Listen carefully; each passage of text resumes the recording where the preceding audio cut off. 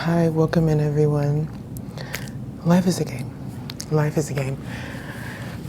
You've probably heard it a million times. Maybe you've heard it for the first time today, or you've just heard it once.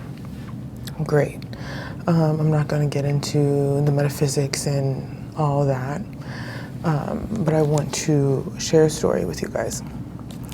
So,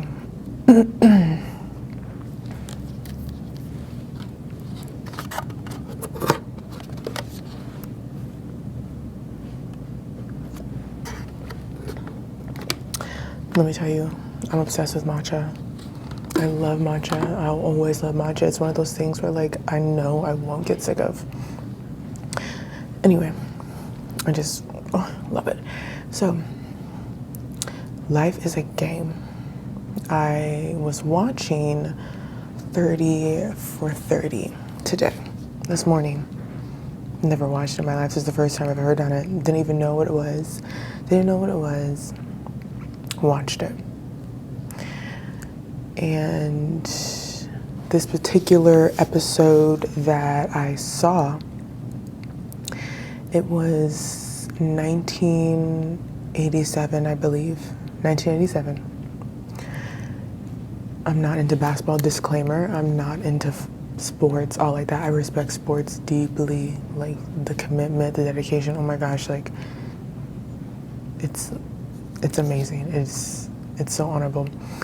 So I don't know a lot about sports. I barely even know how sports even really work. But I watched 30 for 30. So I basically know everything about sports.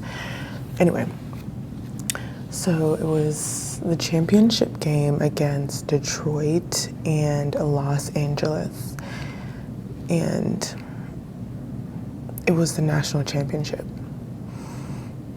And one of the players got injured.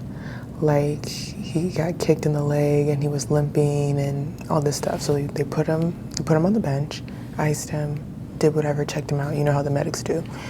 So they did that. And a clip comes by and he's like, put me in, coach, put me in. I'm just like, what? I just saw you limp off the court. Anyway, the coach lets him back in the game, and he's playing.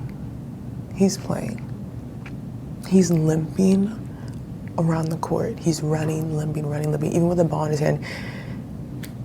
Limping with the ball in his hand, making 3-point shots with the limping. This guy isn't quitting. He's like, I just keep seeing him limping, and I'm just like, oh my God, like, why are you out there? Why are you playing? I kept asking myself that, continually, like, why are you playing? Genuinely, why are you playing? And I asked myself questions out loud because I'm just like, I'm gonna get the answer. Like, why? I wanna know why. Because it's bringing me to tears right now that I'm seeing this guy limp, and I'm just like, maybe it's the Virgo in me. I'm just like, oh my God, just get some ice, please. Like, heal your leg. Priorities? No. Priorities. That's his priority. And I'm just like, why? Why are you playing right now? There are plenty of capable teammates on the bench that can run great, but you're in the game. And I'm just like, oh my gosh, do I have anything in my life, a hobby, something that I've dedicated my time to, where I'm giving my all like that?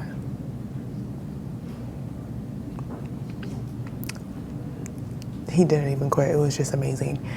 So when I asked myself, why are you in the game? It's because of love. Like, you have to love something, love what you do so much to show up when you're in pain. And I'm thinking, like, of course he's playing. There was no other choice for him. There's no choice to sit on the bench in a national championship game for that player, there is no choice. I'm sure he visualized playing the national championship game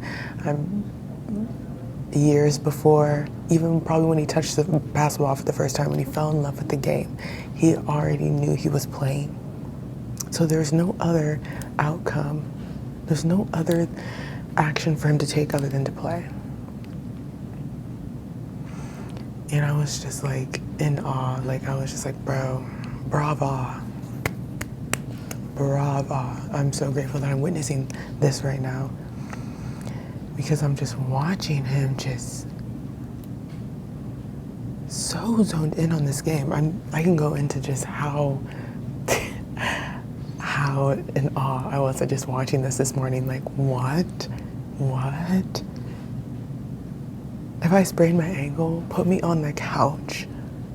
Put me on the couch. Give me some ice, give me some tea, and I'm going to sleep all day and let my body heal. Sure, I'm sure that was part of his process, whatever. But in this moment, he made a commitment. So I picked up a couple points from just this clip, right? So when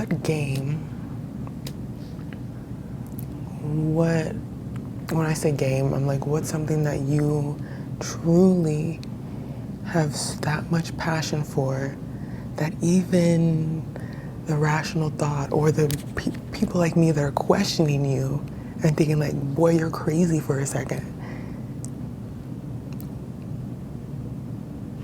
and you still continue to show up. Like not showing up is not an option. What is that for you? I'm asking myself this question too. And for me, it's not giving up on myself. Like, I think that is just so inspirational, because I know sometimes I'm just like, not even sometimes, I'd say in the past, I'd really let my emotions bring me down longer than they ever needed to be. And forgot that this is life. I'm not gonna be free of problems. Even having my dream life, there's no area in my life that I'm gonna be free of problems. You might as well welcome them. Sit them at the table, and you just keep doing what you're doing. You're gonna keep playing the game regardless. So I think that is just it's just so amazing to see. So with that being said, a couple points that I took away from seeing 30 for 30 for the first time, and realize that this life is a game in this way. Like, what game do I want to play and not give up? So one, in this game, you can't let the crowd sway you at all. Like, that's another thing that I'm just so in awe about sports, is like, the moment you even put your focus on what's going on outside of the court, you're done. Like, you're done. You're missing the moment. You're not in the present. It's done. So I think that is just, wow, that the mental, oh, hold on. My computer's frizzing out right now. You guys can't see it, but okay, I'm gonna move this. I hope you guys can still see me. Okay.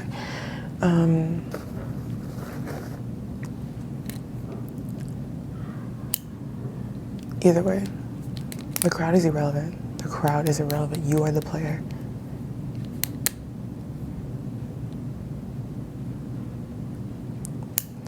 And I ask myself this, like, why am I giving the crowd the microphone? And I have the headphones on. Like, bro, what? Take your microphone back. Everyone's opinion and just the rah-rah, even the cheering or booing, whatever, all of it's just noise. So just, it's irrelevant. It's irrelevant. I mean, I love a good cheer, but at the end of the day, it's all just noise, right? And another thing that I took away from this is that you have to be so zoned in on this game. Like, your attention, your focus is the most important thing. His attention focus wasn't even on his leg. It wasn't even on his leg. It was on the game. Winning. And I was going to say something, but I'm going to pedal back to that thought later. 3. It could be a little delusional. It could be a little delusional. And people like me can question it, like, why are you out there? Why are you out there? But just you persisting is not only persisting within yourself, but it's showing others like me, like, oh my God, this is amazing. Like, that whole snowball effect of just me watching this and being in awe, like, wow. I'm sure, I know for a fact that intention wasn't in his mind to be like, oh, I wonder if some girl's going to watch this and be inspired. He's in the game. So you just never know who's watching and how important it is to not give up. It's just wild. It's just wild. And lastly, is that you might as well pick a game that you love. You might as well pick a game that you are willing to show up for and to show out for. Not for even an outcome, but because you love it. Oh, it's just so cool. It's just so cool. Like, when you love something, you're making room for everything, making room for, oh my gosh, the love. And also there's room for pain, there's room for disappointment, there's room for all these unsavory feelings. But you love it. So there's no question on if I'm showing up or if I'm playing this game or not, because I'm in it.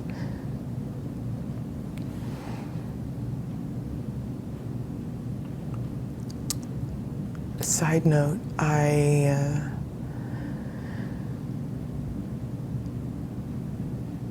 in my life, I feel like I've blocked love in an interesting way.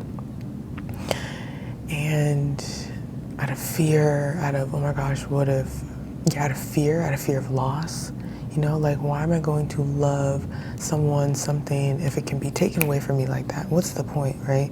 What's the point?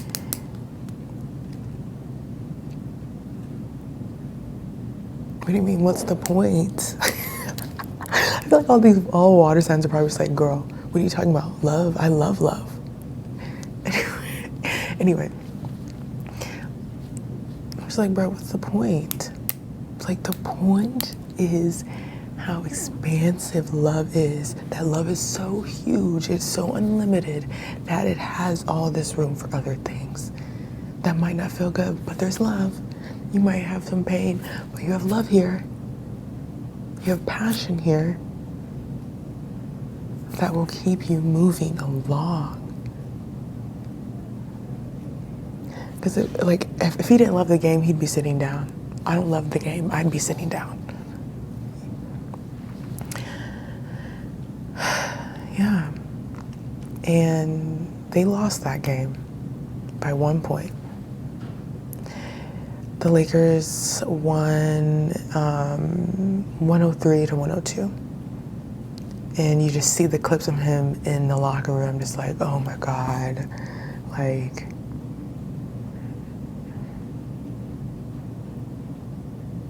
damn, And what was all that for?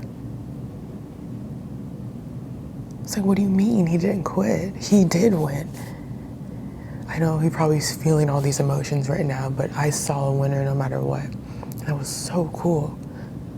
Clip back, fast forward. It's the national championship the next year, playing against the Lakers again. It's Detroit and LA. And they're playing against each other. And Detroit wins. They win. And it's just like, wow, I'm so like, you don't give up. Your win is literally around the corner. Your win is around the corner.